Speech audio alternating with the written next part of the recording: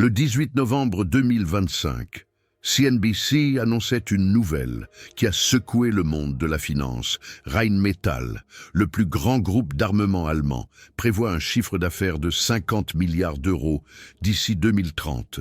L'action a grimpé de 190% cette année. L'Allemagne se réarme, comme elle ne l'a pas fait depuis la Seconde Guerre mondiale. Mais voici quelque chose que les médias haineux mentionnent pas. Quelque chose que la CIA a classifié pendant 40 ans. Quelque chose que la Russie continue de nier jusqu'à aujourd'hui. Le char le plus produit de l'histoire, le T-54, possède un moteur qui est une copie directe de l'ingénierie allemande, et ce moteur tourne encore aujourd'hui. Dans les T-72 russes, dans les T-90, en Ukraine. Pendant que vous regardez cette vidéo, des centaines de chars russes roulent avec des dérivés d'un moteur allemand de 1943. Imaginez, nous sommes en octobre 1945. La guerre est finie depuis 5 mois. Dans une usine soviétique secrète à Nijni Tagil, des prisonniers de guerre, allemands travaillent sous la supervision du NKVD. Ils démontent un Maybach HL230 P30, le moteur du Panther, le moteur du Tiger, 700 chevaux, 23,1 litres de cylindrée, 12 cylindres en V, un chef d'œuvre de l'ingénierie automobile allemande. Les soviétiques avaient un problème. Leur moteur de T-34, le V2 diesel, était fiable mais faible, 500 chevaux. Le nouveau char, le T-44, avait besoin de plus de puissance, beaucoup plus. Alors, ils ont fait ce qu'ils faisaient toujours. Ils ont copié le moteur V54, qui allait plus tard propulser le T-54. N'est pas un développement, c'est une adaptation, une copie, une traduction du Maybach HL230, de l'essence au diesel, le système de refroidissement, copié, le système d'injection, modifié d'après un modèle allemand, la configuration des cylindres, identique. Même le vilebrequin présente des caractéristiques de conception allemande. Mais voici le point. La CIA le savait. Depuis 1948, la CIA le savait. Des ingénieurs américains ont analysé des moteurs soviétiques capturés et ont écrit dans leur rapport éléments de conception allemande indéniables, probablement copiés sur des conceptions Maybach. Ces rapports ont été classifiés pendant 40 ans, jusqu'en 1988. Pourquoi? Parce que la vérité était inconfortable. La guerre froide battait son plein. La production de chars soviétiques était célébrée comme une prouesse technologique. Le T-54 comme une preuve de la puissance de l'ingénierie soviétique. Des milliers d'analystes occidentaux ont écrit des rapports sur la technologie supérieure des chars soviétiques. Et personne ne devait savoir que le moteur, au fond, était allemand. Pensez-y. Le T-54 a été introduit en 1947.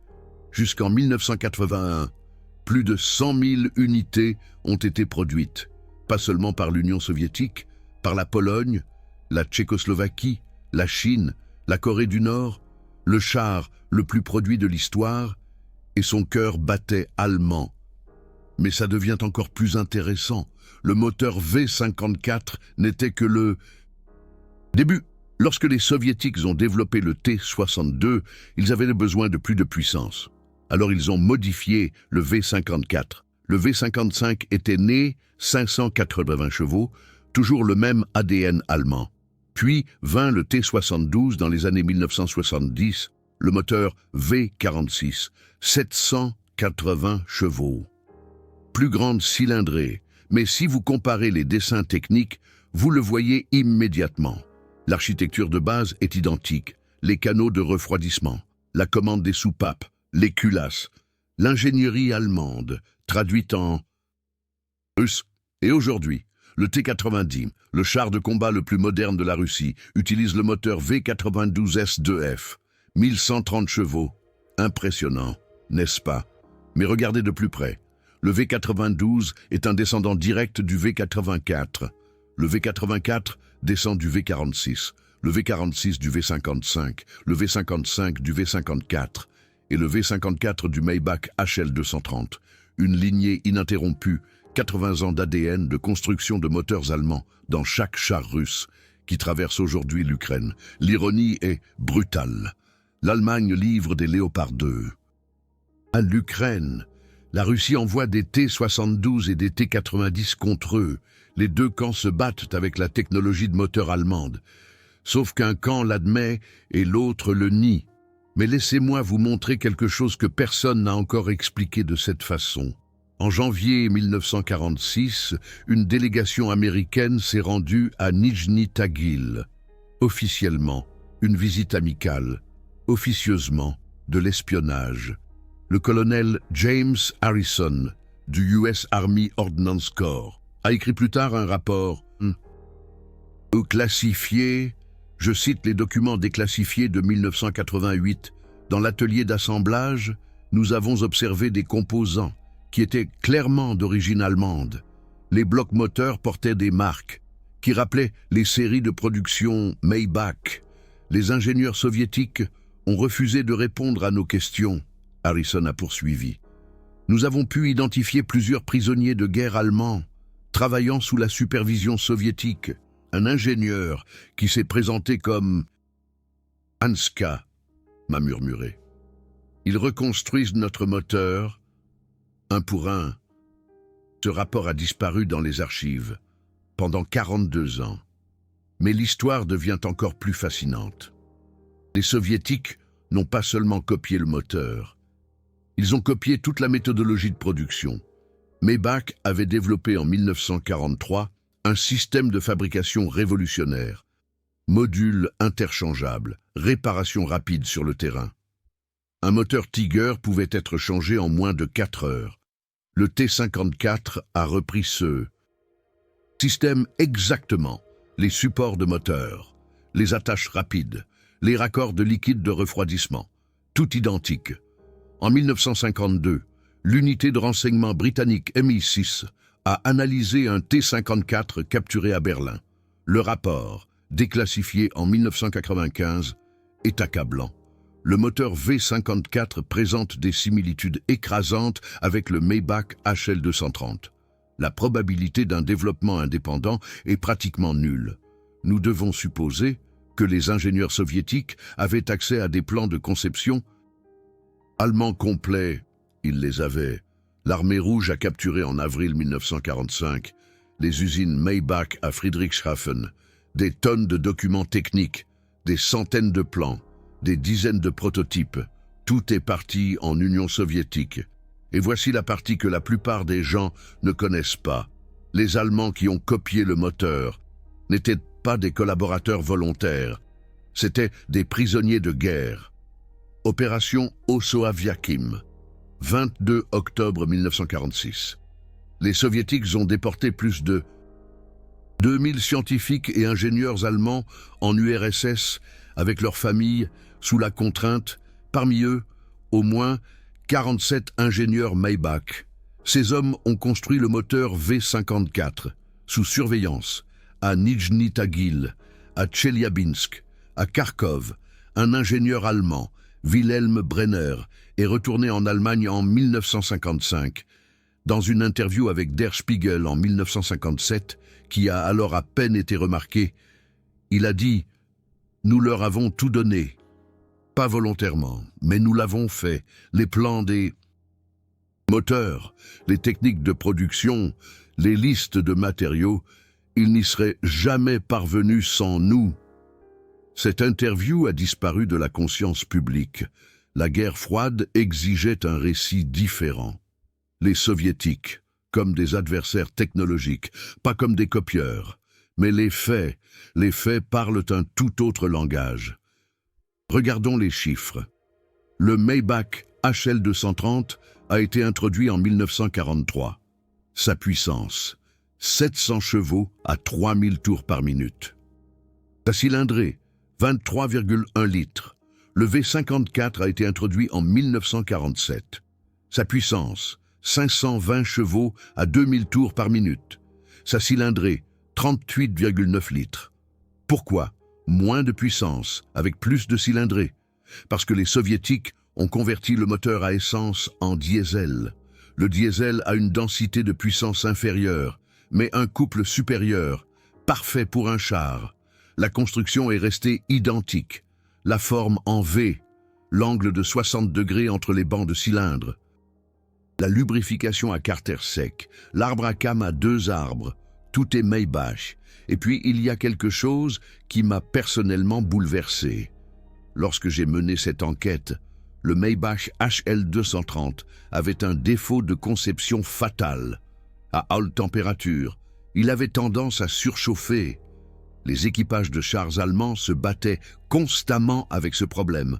En Afrique, en Russie, partout.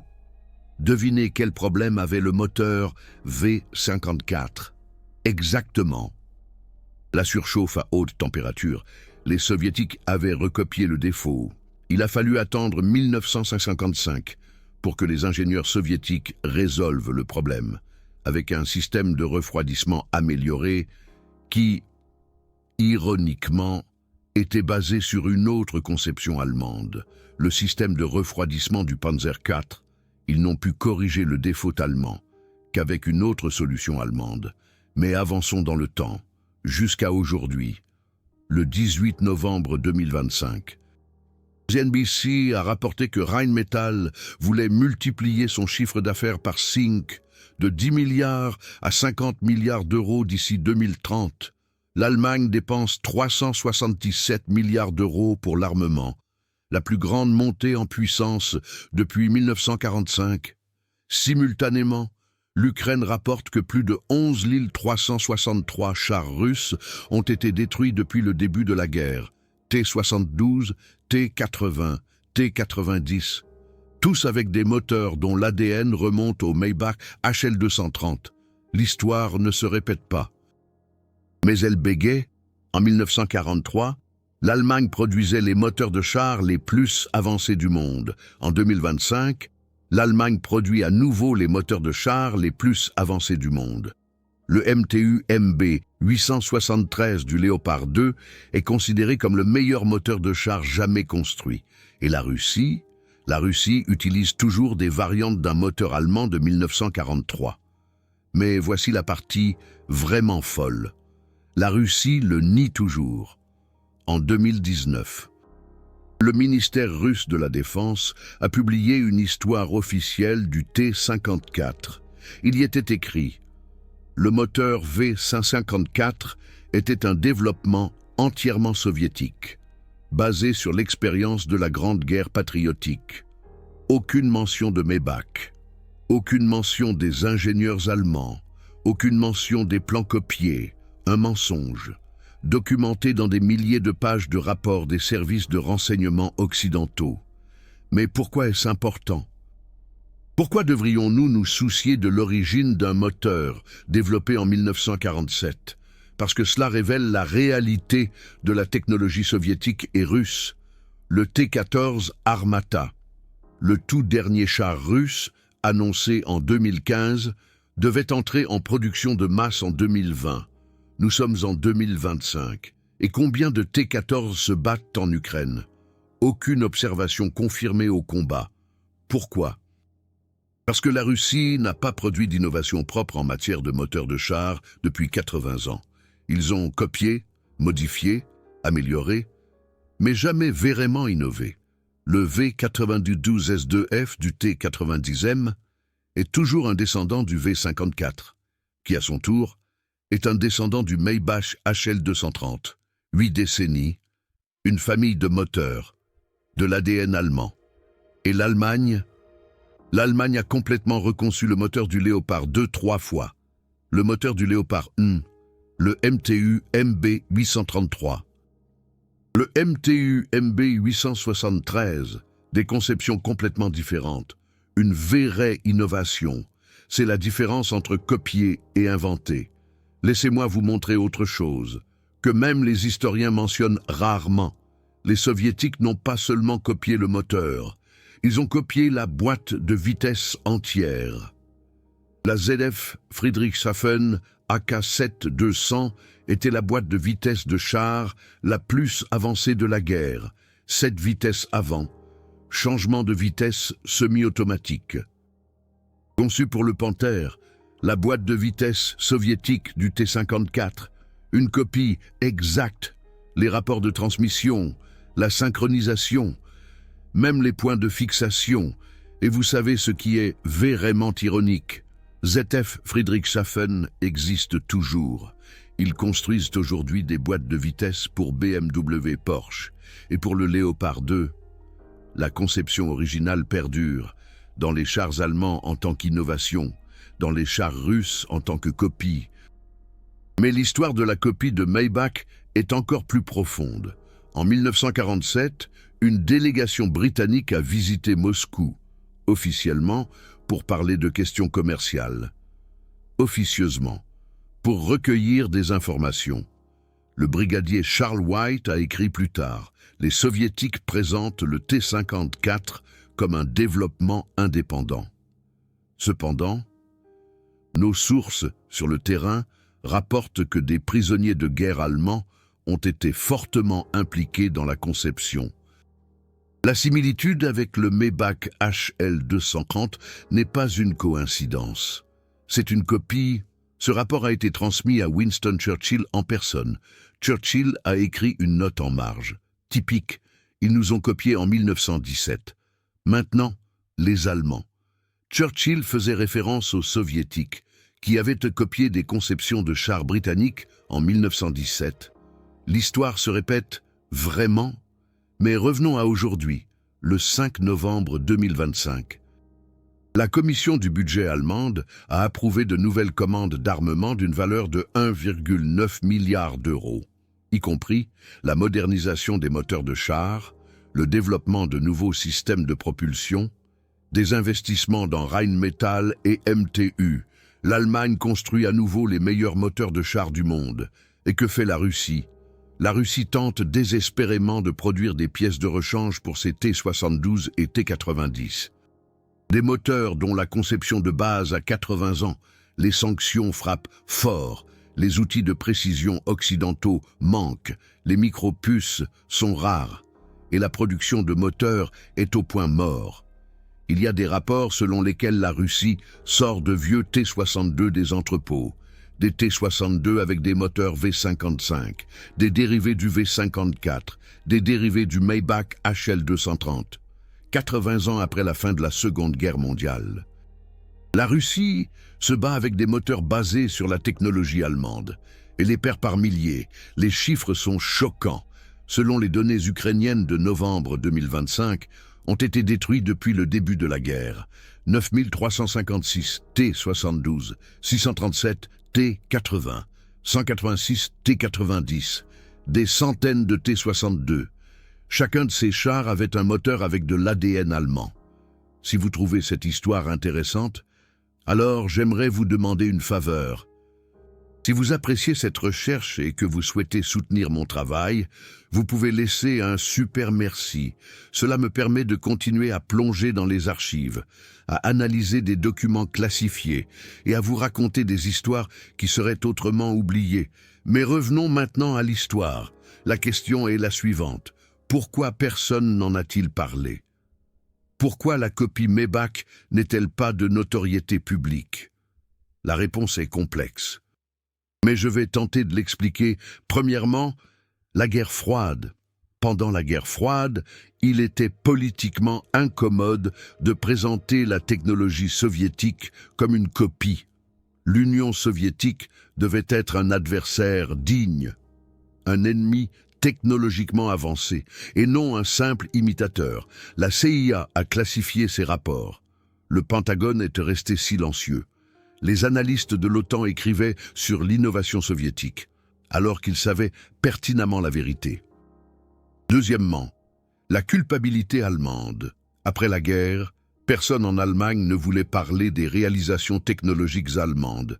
La Wehrmacht, tabou, les prouesses de l'ingénierie allemande au service des nazis, encore plus tabou. Les ingénieurs de Maybach déportés en Union soviétique, oubliés.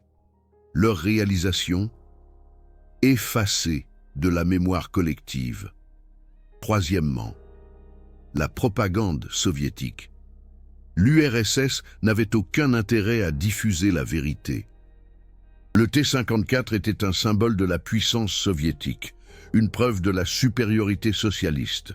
Admettre que le moteur était allemand aurait détruit tout le récit. Alors, tout le monde s'est tu, jusqu'en 1988. Lorsque les premiers rapports de la CIA ont été déclassifiés, jusqu'en 1995, lorsque les analyses du MI6 ont été publiées, jusqu'en 2000, lorsque les archives allemandes ont été ouvertes. Et même là, cela n'intéressait presque personne. La guerre froide était finie. L'Union soviétique n'existait plus. Qui se souciait d'un moteur vieux de 50 ans? Mais maintenant, en 2025, c'est soudainement redevenu pertinent. Parce que des chars russes équipés de ce moteur brûlent en Ukraine. Parce que l'Allemagne se réarme. Parce que l'histoire bégaye. Laissez-moi vous parler d'un document qui n'a été déclassifié qu'en 2015. Le rapport Harrison, nommé d'après le colonel James Harrison, l'officier américain que j'ai mentionné plus tôt. En 1948, Harrison a rédigé un rapport détaillé sur la production de chars soviétiques, 127 pages, strictement confidentielles. À la page 78, on trouve quelque chose de remarquable. Je cite, « La technologie soviétique des moteurs est une façade. Derrière cette façade se cache l'ingénierie allemande. Si nous coupions les sources allemandes, le programme de chars soviétiques s'effondrerait. » Harrison a suggéré de libérer d'anciens ingénieurs Maybach d'Union soviétique, ou du moins d'empêcher la déportation d'autres experts allemands. Sa proposition a été rejetée. La justification, trop provocateur, pourrait mettre en péril la fragile paix. Alors, les ingénieurs allemands sont restés en Union soviétique et ont construit des chars russes jusqu'en 1955, jusqu'à la mort de Staline, jusqu'à ce que Khrouchtchev renvoie les scientifiques chez eux. Mais il était trop tard. Les soviétiques avaient tout appris, tout copié, tout documenté. Le moteur V-54 était déjà produit en masse. Les experts allemands n'étaient plus nécessaires. Mais l'ADN est resté. Et il reste encore aujourd'hui. Je voudrais vous raconter une autre histoire, une histoire personnelle. En 2019, j'ai visité le musée des chars de Koubinka, en Russie. Là-bas se trouve un T-54 datant de 1951, conservé dans son état d'origine. J'ai interrogé le guide du musée sur le moteur. Il m'a raconté la version officielle, développement soviétique, basé sur l'expérience de la guerre, entièrement autonome. Puis, je lui ai posé des questions sur le Maybach HL230. Il est devenu pâle, a changé de sujet, m'a rapidement conduit à la prochaine pièce. Plus tard, à l'extérieur du musée, j'ai parlé à un ingénieur russe plus âgé qui y travaillait. Il était retraité. Avait travaillé chez Uralvagonzavod dans les années 1970, l'usine qui produit le T-72. Il m'a dit quelque chose que je n'oublierai jamais. Nous le savions tous. Chaque ingénieur chez nous le savait. Le moteur était allemand, mais nous n'étions pas autorisés à en parler. C'était interdit. Alors, nous parlions du grand diesel patriotique, mais nous savions d'où il venait. Il avait 83 ans. Il avait vécu toute sa vie avec ce secret. Voilà la puissance de la propagande. Pendant 80 ans, des ingénieurs russes ont su qu'ils construisaient un moteur allemand. Et pendant 80 ans, ils se sont tus. Mais la vérité ne peut pas être étouffée éternellement. En 2021, un historien russe du nom d'Alexei Souvorov a publié un livre « Secret de l'ingénierie des chars soviétiques » dans lequel il documentait, pour la première fois en russe, l'origine allemande du moteur C-54. Le livre a été retiré de la vente en 2 semaines. Souvorov a reçu la visite du FSB. Il vit aujourd'hui en exil en Géorgie. La vérité est dangereuse, surtout en Russie. Mais pour nous, ici, en Occident, il est important de comprendre ce qui s'est réellement passé. Et ce que cela signifie pour aujourd'hui, le mythe de la supériorité technologique soviétique était précisément cela. Un mythe, la réalité était copiée, volée, imitée, et cette tradition perdure. Le Su-57, le dernier chasseur furtif russe, utilise des moteurs basés sur des conceptions soviétiques, elles-mêmes basées sur des turboréacteurs allemands. Le T-14 Armata, s'il est un jour produit en série, aura probablement un moteur basé sur le V-92, qui est basé sur le V-84, qui est basé sur le V-54, qui est basé sur le Maybach HL230. La chaîne est ininterrompue. Et cela nous amène à la question ultime. Que se passe-t-il si la Russie ne peut plus maintenir cette chaîne? Les sanctions de 2022 ont durement frappé l'industrie de précision russe. Les machines-outils d'Allemagne et du Japon manquent. Les fraiseuses CNC ne sont plus livrables. La production de moteurs en souffre. Il y a des rapports selon lesquels des T-72 russes sont livrés avec des moteurs bien en deçà des spécifications. Moins de puissance, plus de panne, durée de vie plus courte. La lignée de moteurs vieille de 80 ans commence à faiblir. Non pas parce que la conception est mauvaise, la conception est excellente, après tout, elle est allemande, mais parce que la Russie n'a jamais appris à vraiment innover. Ils ont copié, modifié, amélioré, mais jamais réinventé à partir de zéro. Et maintenant que la source est tarie, la Russie est confrontée à un problème qu'elle n'a pas eu depuis 80 ans. Ils doivent développer un moteur eux-mêmes, et ils ne le peuvent pas. Voilà l'héritage du Maybach HL230. Le moteur qui ne meurt jamais. Le moteur qui a tourné dans 100 000 chars soviétiques, le moteur qui brûle encore aujourd'hui dans les chars russes. Ingénierie allemande, copiée par les soviétiques, échouée par les Russes. C'est l'histoire que personne ne raconte, jusqu'à maintenant, mais creusons encore plus profondément, dans les détails techniques, car c'est là que se trouve la véritable preuve. Le Maybach HL230 P30 avait une philosophie de conception spécifique. Haute densité de puissance, conception compacte, modulaire pour une maintenance facile, les caractéristiques essentielles, angle des cylindres de 60 degrés, chemise de cylindre à carter humide, vilebrequin à 4 paliers, doubles arbres à came en tête, injection directe avec pompe Bosch. Maintenant, penchons-nous sur le V54, angle des cylindres, 60 degrés, identique, chemise de cylindre à carter humide, identique, vilebrequin à 4 paliers, identique, arbres à came, doubles arbres à cames en tête, identique, injection directe avec pompe Bosch copiée, identique. Ce n'est pas une coïncidence, ce n'est pas un développement parallèle, c'est une copie. Mais il y a encore plus. Le Maybach HL230 avait un système de lubrification unique, lubrification à carter sec avec un réservoir d'huile séparé. Cela permettait des hauteurs d'installation plus faibles et un meilleur refroidissement. Le V54, lubrification à carter sec avec réservoir d'huile séparé, construction identique.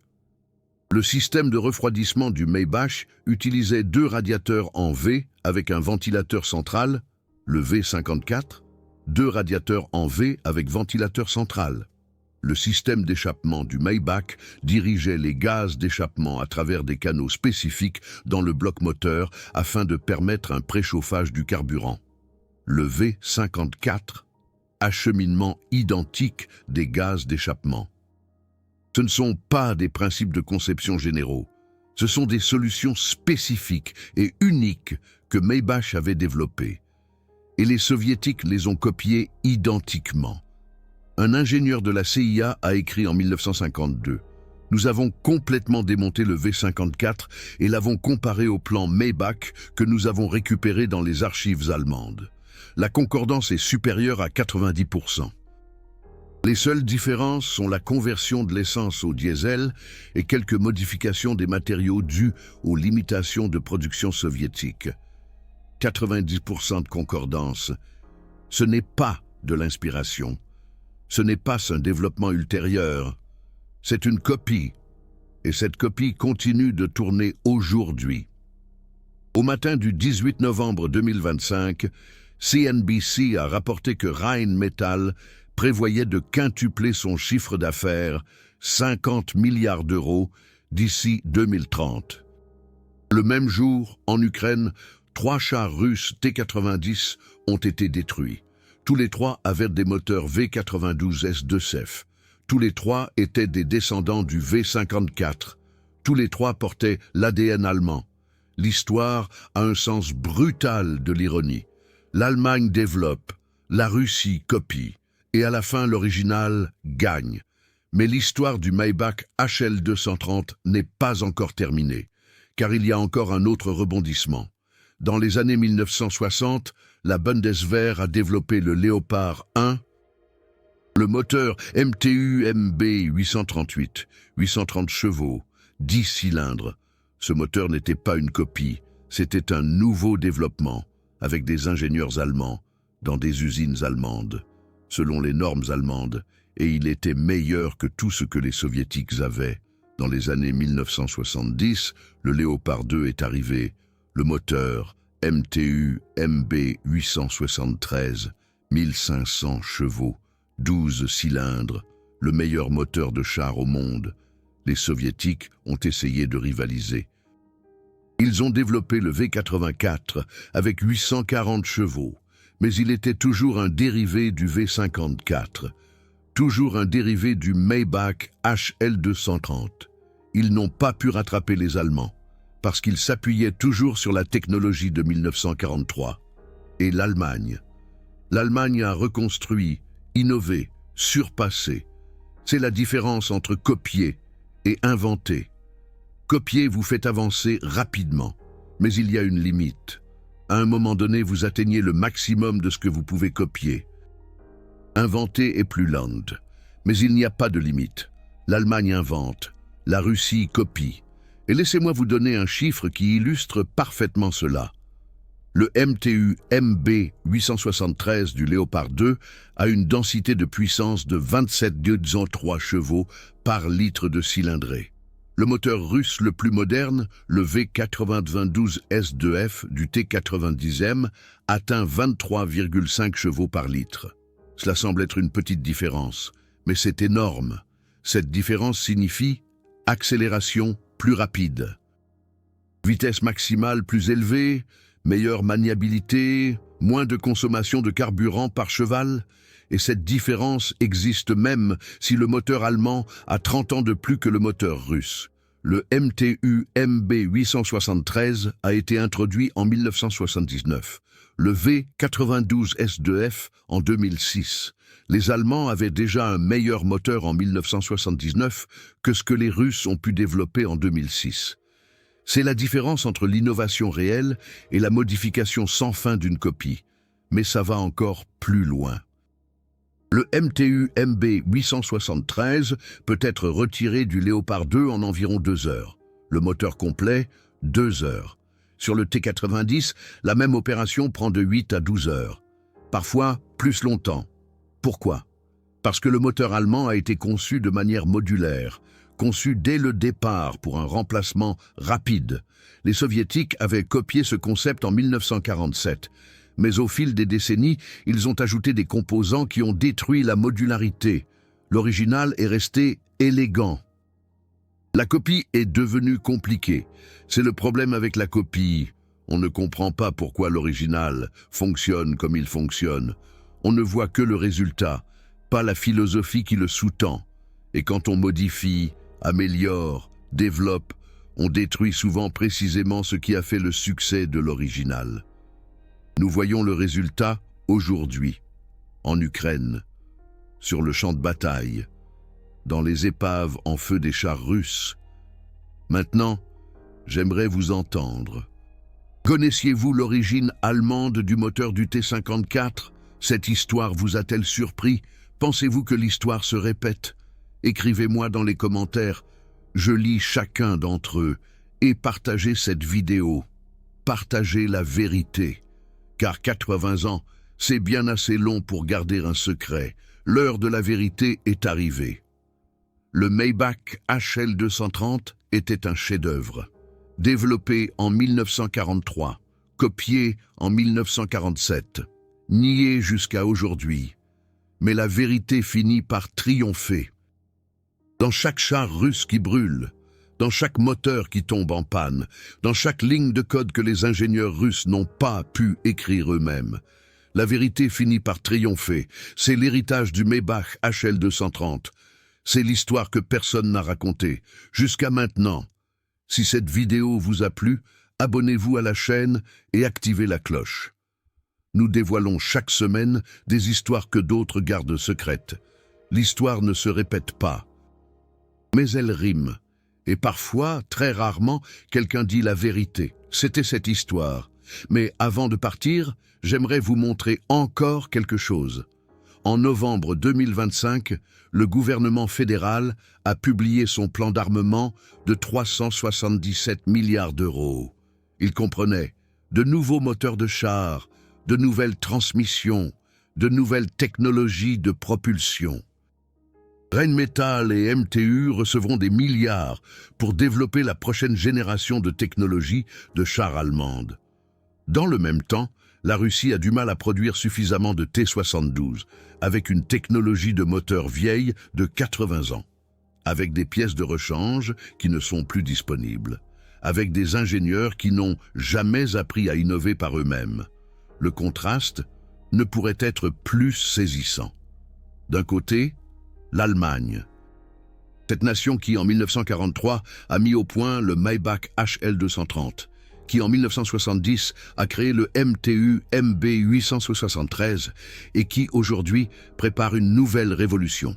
De l'autre, la Russie, ce pays qui en 1947 a copié le Maybach, qui en 2025 utilise encore des dérivés de cette copie et qui est au bord de l'effondrement de sa technologie de blindés. L'histoire juge et son jugement est sans appel. La copie a des limites. L'invention n'en a aucune. Le Maybach HL 230 était un chef-d'œuvre de l'ingénierie allemande, développé dans les conditions les plus difficiles de la guerre, perfectionné malgré les bombardements et les pénuries de matériaux. Les Soviétiques l'ont copié. Ils ont produit 100 000 chars d'assaut avec. Ils ont dominé pendant 40 ans les champs de bataille de la guerre froide. Mais ils ne l'ont jamais vraiment fait évoluer. Ils ont modifié, ils ont amélioré des détails, mais l'architecture de base est restée allemande. Et maintenant, 80 ans plus tard, cette vérité éclate au grand jour, dans les carcasses calcinées sur les champs ukrainiens, dans les usines de Nijni Tagil, où les machines sont à l'arrêt, dans les rapports des services de renseignement occidentaux, qui sont enfin déclassifiés. Le Maybach HL 230 était plus qu'un moteur. C'était un symbole de l'ingénierie allemande, une preuve de ce que l'Allemagne peut accomplir quand elle est poussée à le faire. Et c'est un avertissement à tous ceux qui pensent que la copie suffit, qu'on peut construire sur la technologie d'autrui, sans jamais innover soi-même. L'Union soviétique a essayé pendant 80 ans. Et maintenant, la Russie est confrontée aux ruines de cette stratégie. L'avenir appartient aux inventeurs, pas aux copieurs. C'est la leçon du Maybach HL 230. C'est l'histoire qui a été cachée pendant 80 ans, jusqu'à aujourd'hui. Partagez cette vidéo, racontez cette histoire, car la vérité mérite d'être entendue. Et rappelez-vous, chaque fois que vous voyez un char russe aux informations, voyez 80 ans d'ingénierie allemande, copiée, niée, mais jamais améliorée. C'est l'héritage du Maybach HL 230. À la prochaine fois.